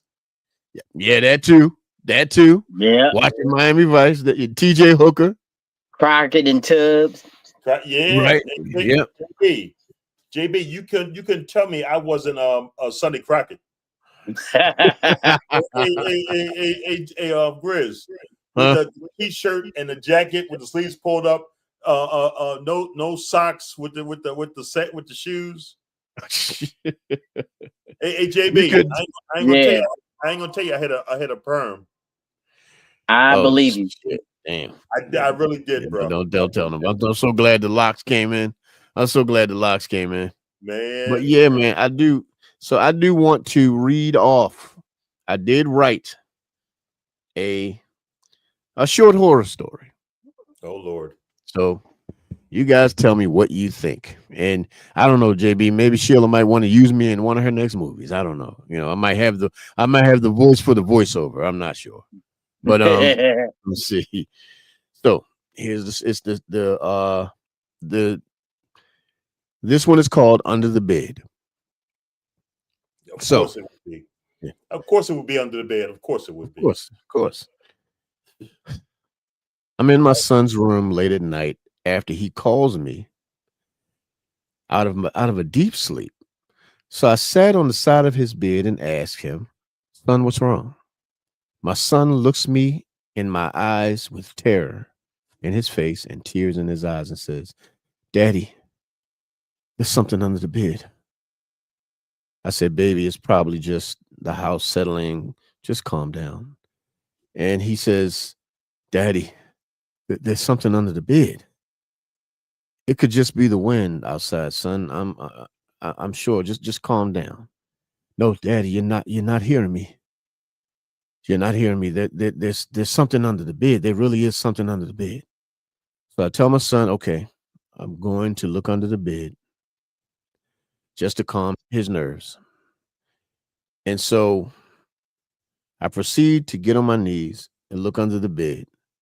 And to my surprise, looking back is my son. So now I'm confused and I'm a little bit startled. I just saw my son, but now I'm not. Now I'm looking at my son. And then, before I could say anything, the boy under the bed says, "Dad, that boy in the bed is not me." That's it. I ain't fucking with you, Grizz. I'm not fucking with you, bro. I am not fucking with you. Brother Rich. Gang, gang. What's up, brother? What's up, yo? What's going What on, up, bro? fellas? Welcome back, Jay. Yeah. You see where I am? I'm in my office, man. I had a shoot tonight. That's what I'm talking about. Shit, I So- wish I could have stayed in my bed tonight. Man. But you know what, brother? I guarantee you that tonight's sleep is going to be awesome. Yeah. Tonight's sleep is going to be awesome. Yeah. Well, Hey, JB. you know I got in last night, so I got it. I got that first night's sleep in my bed, and it was amazing. So, I mean, me and Sheila didn't even look at each other. We just went, "Good night, good night," and it was done. I'm done. Yeah, that's it. No more. I'm done with Yeah. everything else. Yeah. See, JB, unlike me and I ain't gonna say Rich, but unlike me, you and Brother Grizz, y'all got somebody laying next to y'all. From the way Grizz tells stories, you might have somebody next to you. Thank you, JB. You better not keep them eyes shut too hard. What you say, Rich? Well, to this girl, you was just in love. Oh no, she's at work. My girl's at work. Oh, all right. Yeah. So yeah, she's not there, and I would pick close to Halloween to tell the story called Under the Bed. Look, I might go sleep in the lobby tonight. But yeah, man. Grizz, What's up, bro? I got my black card. Oh, you know, hey, bro, look, I saw. The funny thing is with the videos that I showed, white people ain't as investigative as you think. You see, they got the fuck out of there. None of them white people stuck around to try to see what the hell was happening or investigating. And they got out of there. Now, when it scares white people, I'm in fucking trouble. Yeah. When they ran up out of there, bro, they didn't stick around. Rich, what's going on with you? Not much, you know. I'm out here in these streets right now. I feel you. We coming up close to the end portions. We done already spoke about the Ravens. We done scared base half to death. So we are now at a portion where I need to know, JB, what was your wedding fragrance, my brother? We talking about the fragrance. What was your wedding fragrance? Okay, so just to let you know, I lost a whole bottle of fragrance to my son-in-law. Oh, okay. That's okay though. That's okay. Guess which one it was? It was not the damn Privé, was it? Nope. What was it? 919. Oh, you got to hit Poppy up, bro. He hit me for that poppy fragrance, and he loves it. So it is now on his to wear list in Las Vegas, and I wore the Privé as my wedding scent. Okay. And So guess what? What's up? They loved it. They loved it. They was Right. like, "You smell amazing." I was like, "I know." In case y'all don't know what my brother JB is talking about, he is talking about this scent right here. This is Givenchy Gentleman Privé. Yeah. So yeah, so this Chris, is the one I got. Do I have that one or no? Reserve Privé. I think you do have Reserve Privé. It's in the brown box. No, it's in a blue. So do you have Boise? No, it's in a blue box. Oh, so you have Givenchy Gentleman Intense. That's the one I have. Yeah, you got Intense. Okay, yeah, so you got the Intense one. Well, today my scent of the day, because a brother decided to work from home today, so I decided to go with the old school barbershop fougere fragrance. So I wore that right there. Fashionable. What is that? Fashionable original. Can't mess with you, man. Yep. So if you like old school barbershop fragrances that have a real clean soapy feel to them, that one right there is your scent. Rich, what you got on today, bro? What kind of fragrance you wearing? Oh, I got some exclusive shit called Workers Man. Workers Man, so you stink basically. There you go. I got you. I got that 12-hour. But I got on. So what am I wearing? Let me get what I wore today. I went back, Grizz. Oh yeah. Yeah, I went back. Fellas, if you want to get something that smells good, that's inexpensive, if you like tobacco fragrances, Tobacco 01 by Swiss Arabian. Tobacco 01, man, you're killing me. Yeah, Tobacco 01 by Swiss Arabian. This shit right here is dangerous. It's dangerous, I'm telling you. It's called Tobacco 01. You know what else is dangerous, Grizz? What's that? The way Bass got about that chair looked like he needed a cane, yo. You all right, dog? You better leave Bass the hell alone. Hey, Rich. Oh, all right. Yeah, that's why I got out the chair like that. And I'm surprised I got up. Oh, you had on the polo, bro? Oh, so yeah. So and I mean, do me a favor, Bass. Put it a little closer to the camera so people can see the dent. Y'all see the dent in that fragrance? That man wears that fragrance. Okay. Yeah. There's a dent in there. Okay. Hey, Chris, and a coworker that did not like this gave it to me. Really? Yeah, he gave it to me. I have a coworker that just told me the other day that he can't stand it. He said he thinks it smells like dirty pencil shavings. Oh, I don't know what he's smelling. I said, okay, bro. I said, well, to me, it smells like a successful man to me, but Hey, one man's trash. That's right. Another man's treasure is another man's treasure. I love this. Well, shit. Does anybody know what they want to wear tomorrow? Oh, damn, Grizz. Hold, let me go to the shelf. Y'all go to the shelf. Well, I already know. Hey, Grizz, I'm gonna take it to the shelf.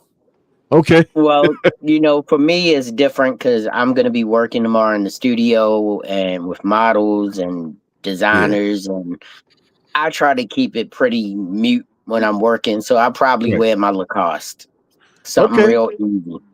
Yeah, that's man. Just keep it simple. Yeah, keep it simple, something man. that just make sure I smell fresh, but it ain't trying to attract no attention. Well, I'm about to pull something into the camera that I don't know if any of y'all are ready for, but understand this. This is not the original, because I know how I felt about the original version of this. I hated it, but this right here is the Le Parfum of this right here. Yep. Joop. What is that? Joop. Oh wow. Yeah, but this is the Le Parfum. So it's not that cough syrup smell that the original had. This one right here. This one right here, man, I'm telling you, this shit is dangerous. I actually had one of my listeners on my Teddy Files ask me, can I make a video for date night fragrances? I'm gonna put this specific fragrance up there as well. Okay. Because it's not overly sweet. It's not going to drown you out. It actually has enough sweetness and enough woodiness it's going to make you smell sexy. Okay. So, Rich, what's going on with you, man? I think my favorite fragrance for date night is the shit that is called Poussey. I can't with this guy. What's it called? Poussey. Did he say Poussey? Yes. Poussey. I ain't fuck with you, man. I love the smell of it. I bet you do. I love the smell of it. Hey, JP. Yeah. What are you gonna do with Rich? Love him from a distance. Okay, bro. Bitch. Tomorrow. First instinct. Okay. My man got the first instinct. Okay, that's what's up. Tomorrow. That's what's up, man. That's what's up. Thank you, Grizz, for helping me pick out what I'm gonna wear. Of course, brother. Sometimes you just got to, a little bit of motivation. I appreciate you, bro. You know Shit, what, Grizz? I got what I'm wearing for the next 2 days. You know what, Grizz? What's I up? ain't cracked the one that I won for the contest yet. You haven't opened that yet? No, I think I'm gonna crack it open for the gender reveal Saturday. I think that's what I'm gonna do. Okay, now here's the thing, bro. I won't be able to make it to that because I have been invited to a celebration of a friend of mine that their birthday is Saturday. It's all good. They had already shower sent is it. where we gonna turn up at. Okay. Just gonna find out if I'm having a boy or a girl. I ain't tripping off that. Okay. All right. So yeah, we definitely gonna make it to the baby shower. Yeah, baby shower is gonna be lit. Okay. Now you're gonna have to pick a baby shower fragrance, my brother, because you can't just walk in there smelling like 12 Hour or Poussey. I don't. I might smell a little bit like Poussey. JB. Yeah. JB, this is how he gonna smell it. Yeah. I don't know. I'm just gonna lick my top lip. That's Friday. This is gonna be Friday. Hey man, I got that too now. I realize just how magical that shit is. Man, I got that shit. That shit right there is magical. And That's I got weekend, yes. So I have a couple of fragrances that's supposed to be here tomorrow and Friday. So I'll probably be talking about those very soon. But I also now I think at this point now, after this last haul that I'm gonna get, the slowdown is real because I've taken care of all of the other parts that I have to, and now I'm really now in the process. So I talked to my realtor, who is also my family. I talked to her yesterday, so now we're getting the ball rolling in the next couple of weeks. So we're going to start looking at houses, going to lenders, all this type of stuff. So we're on our way to that next stage. All right. So yeah, so we ready, man. We ready to take the next step. And I don't know if I told you guys, me and Mrs. Grizz, we trying to buy a 4-bedroom because we're gonna take 2 of those bedrooms and turn them into walk-in closets. That's what's up.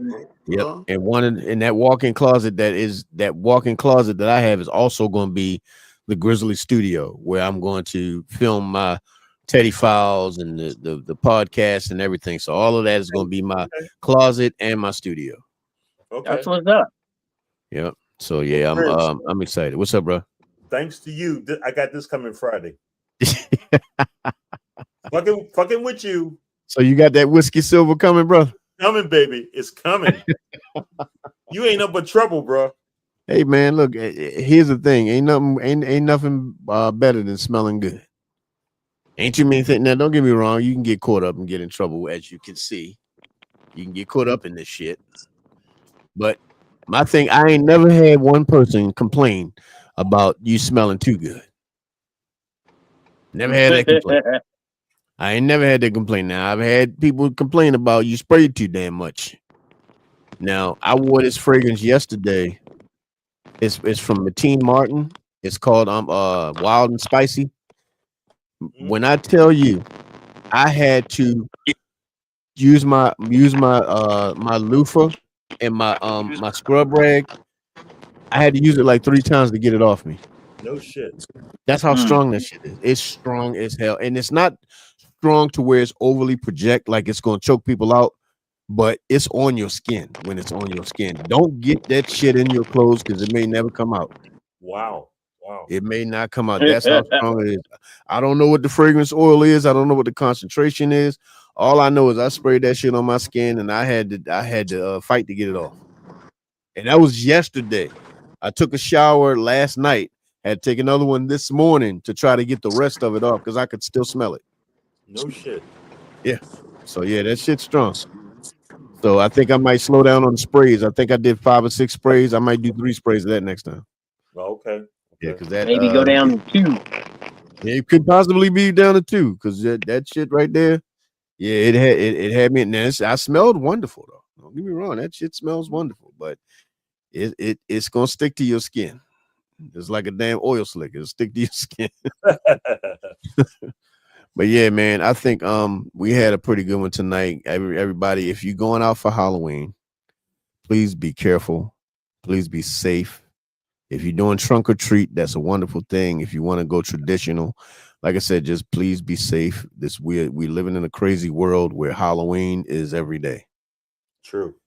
So please, parents, watch your children. Big brother, watch your little brother. Big sister, watch your little brother, little sister. Watch the kids.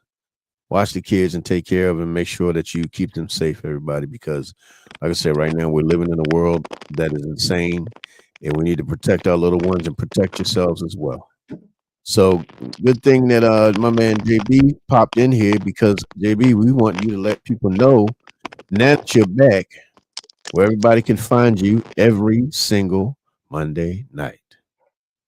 All right. Well, I tried my best to at least show up and show out, but that Wi-Fi over West ain't like it is over here. But anyway, please come in to see us, the Grown Man Click podcast, every Monday night, 8:05 with me, Scott T. B. Mafe, my boy Van Gogh, and my boy, the former Slut Gang CEO, Richie Rich. We are coming in hard and heavy for the end of the year, but we are doing what we got to do to make sure you guys start your week off with a bang. I'm telling you, we have fun. The conversations have been great. I've been watching the shows the last 3 weeks, and I'm telling you, y'all ventured into territory. I was like, what the hell? But it was fun. And I can't say that y'all did a bad job. Y'all did a great job, and it was fun. And I'm glad you, Grizz, was the voice of reason with these suckers, because they was getting wild. But I tried. You tried. I heard you. You even say I tried, but but it was y'all did a great job. I told them online. I told them they did a great job. So please come in Monday, 8:05, the Grown Man Click podcast with me, Scott T. B. Mafe, Van Gogh, and the former Slut Gang CEO, Richie Rich. Peace. Thanks, Grizz. No problem. Brother Rich, do you have anything that you want to tell the folks? Man, same old. Peace, love, happy grease, and hair grease. Hey, Grizz. What's up? I sent you a picture. That's You what sent- Stacy's new haircut remind me of. Oh shit! Hold on. Oh Jesus Christ! Wait a minute. Is this something that you want me to put up online, bro? Yeah, go ahead and put it up there. What's up of the WhatsApp? Let me see. Hold on. What the hell's going on here? Let me see. Now I gotta pull it up. Let's see. Oh no! Oh no! You did no! Oh, absolutely not. We're gonna do that offline. We're gonna do that offline. Yeah, I can imagine what the hell it is. We're gonna do that offline. Because damn it. That might be a fight, brother. That might be a fight. But let me bring my man Bass up here. Brother Bass, do you have any words of wisdom for the folk before we get up out of here? Let me bring you up to the top screen real quick. Man, Riz, I love you, bro, but you can't recommend no more movies, bro. Yeah, we didn't talk about it. That movie Locked. Yeah. When that brother drank his own urine, I was fucked up. Oh yeah. Yeah. I said he ain't gonna do it. He ain't gonna do it. That motherfucker did it. Shit, that still messes with me, man. Man. Yeah. So if you guys haven't heard, we've been checking out different horror movies and different suspense thrillers and things like that this month. Me and Bass and Jay Nicole watched the movie Locked, and the movie's insane. It's crazy. I don't want to tell the plot of the movie. Just know that it's I believe it's on Hulu, so go check it out over there on Hulu. And guys, it's worth the watch. It's not really a horror movie; it's more so a suspense thriller. But it's a fucked up suspense thriller. So go check that thing out, man. Yes. Exactly. JB, if you're a fan of Anthony Hopkins, you're going to love him. You're going to love him. He's in the movie. He's in the movie. So it's him. It's him and Bill Skarsgård. Yes, the same dude that played the clown in It. Yeah. Well, I've never seen It because I'm not into that shit.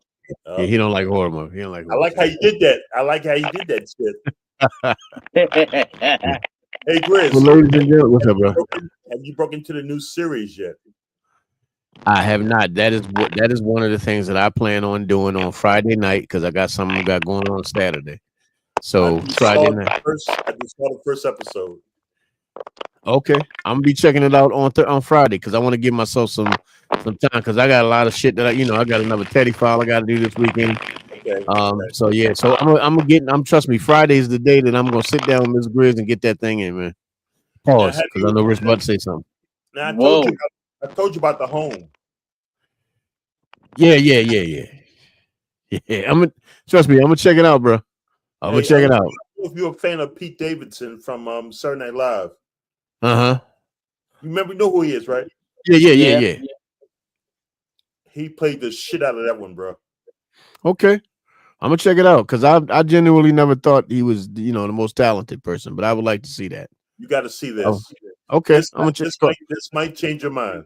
It's called The Home, right? It's called The Home. Okay, I'm gonna check it out. All right, well, ladies and gentlemen, I want to thank you guys for joining us over here on the Grizzly. We love and appreciate you. And please make sure that you like, share, and subscribe to the content because it helps the channel to grow. Make sure you hit the bell icon so that you get notified each and every time we upload a video.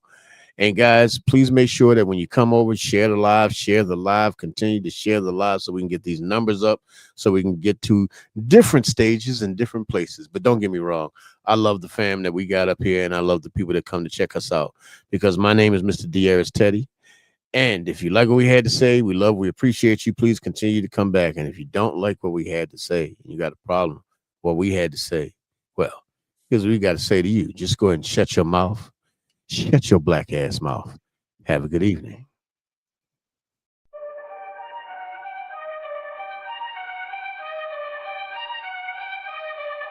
Sophisticated, grisly, mostly passion, caution, dedication, caution, fragrance,